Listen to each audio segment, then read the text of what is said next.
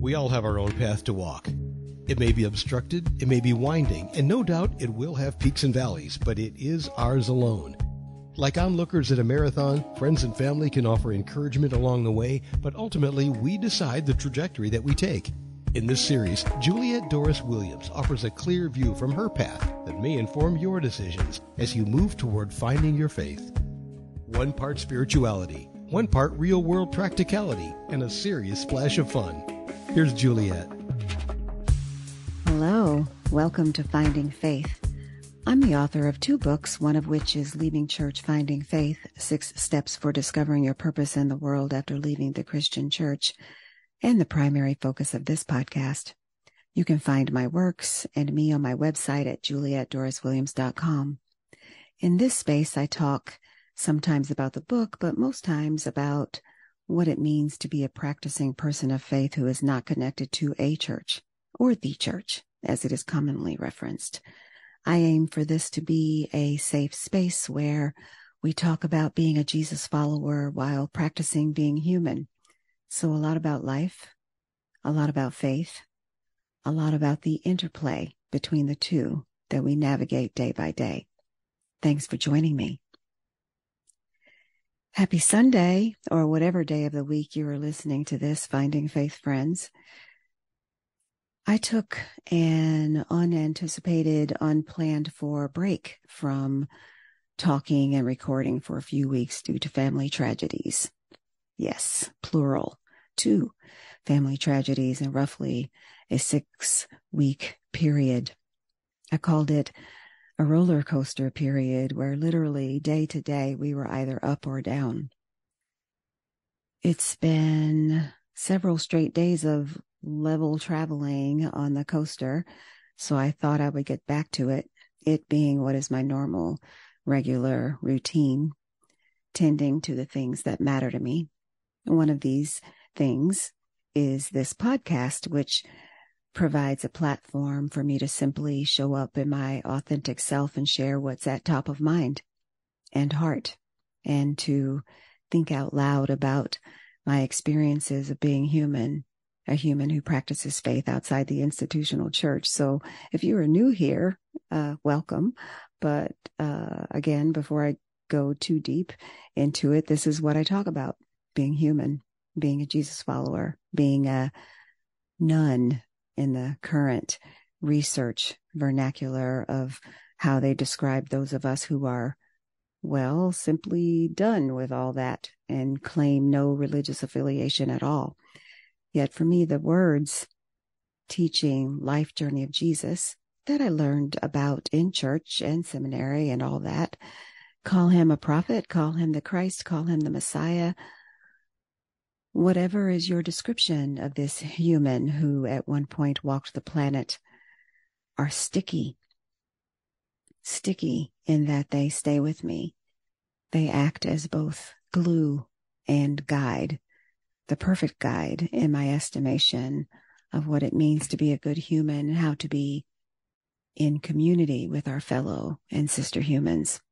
And y'all, that is hard work. I live in Ohio, and at this point in time, we might be the current ground zero for a big, what I'm calling, misinformation campaign funded by some super rich folks who, I have to remind myself, are humans too. Humans with agendas. And I don't agree with their agenda, obviously, so there's that. But we all have agendas, though, right? We all just don't have the resources to be loud and influential with our agendas. And you are like saying, well, Juliet, you have a podcast and a platform. I do own up to my agenda of being a Jesus following, pro-choice, pro-freedom, pro-stay out of other people's bedrooms and lives type of human, which covers quite a lot of ground there. I will also own up to being intolerant to those who practice intolerance. So yeah, that can actually coexist in the same gray space. My agenda errs on the side of love versus the love of power. So there is a difference. but it also, again, may be gray space. I think it's hard for us as humans to live in the gray. We want clear lines of demarcation. We want clear left or right. We want clear right or wrong. Non-binary choices require a bit of brain work. On most issues, politically speaking, I can move my needle of decision up or down or right to left on the scale, which is why I'm described as politically moderate. But there are a few things where that's going to be a no from me, dog. But that's after some thought and actually seeking out and listening to different points of view. Some things, some issues are gut issues, and it's difficult to live in intellectual space about them. But I will listen. I will consider.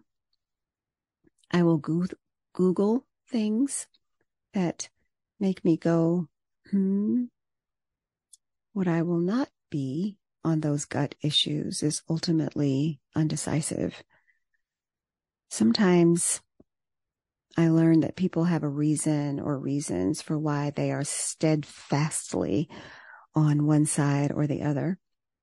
And if you can stay in dialogue with a given person without descending into dehumanizing name calling, you might get to the bottom of that decision point. That takes some time, and it takes some deep breathing, and it takes some inner dialogue, reminding yourself that you are an emotionally intelligent person who wants to be and act in her highest self mode, always. So I had and am having opportunities, ample opportunities to practice all that I've just been talking about in the last few minutes.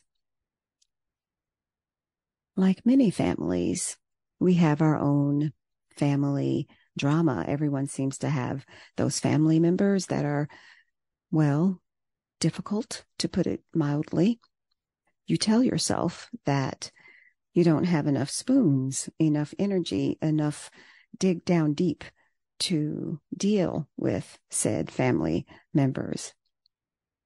But in the face of tragedy, and as I said earlier, our family had more than our share in the last several weeks. In the face of tragedy and devastation, whatever the challenge is, whatever the tension is, wherever the lines are drawn, it simply all becomes irrelevant.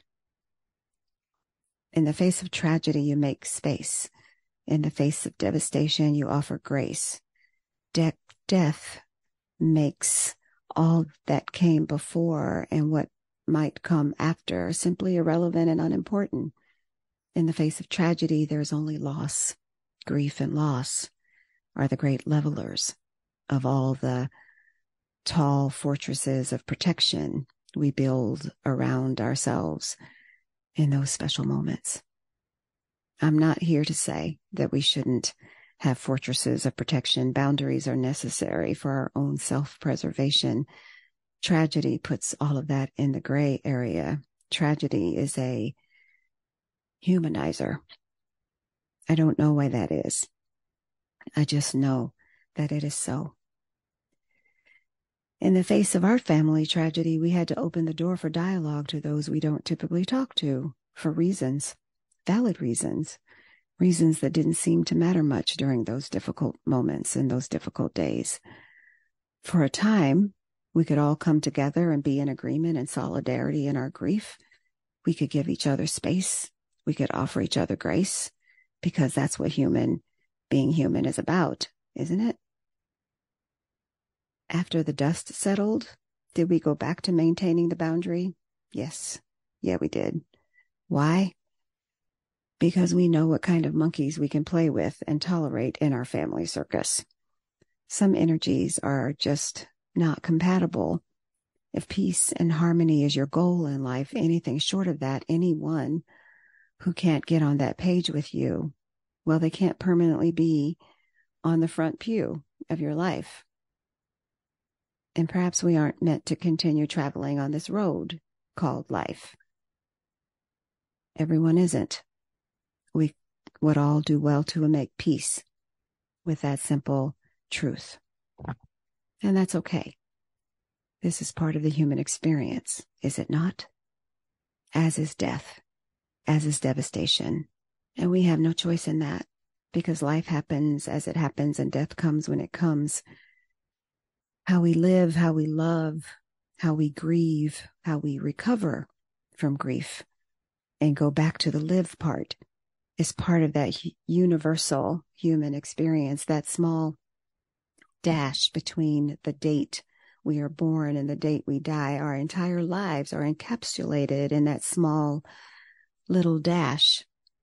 For me, in our family moments of grief and devastation, I had to call upon my personal resources and belief systems to allow, just to allow, to remind myself, who do I want to be in this situation? Do I want to be right? Or as a person of faith, do I want my actions to reflect the way of Jesus? Those were questions that I ruminated on quickly, because tragedy is immediate and everything that comes after it matters. It counts. I want my life, those days between the born date and the death date, to count for the space and the grace that I extended when I did and while I could. I want my life to count for the love I gave, especially in the face of tragedy and loss. That's all for now. Thanks for listening. Until next time, this is Finding Faith.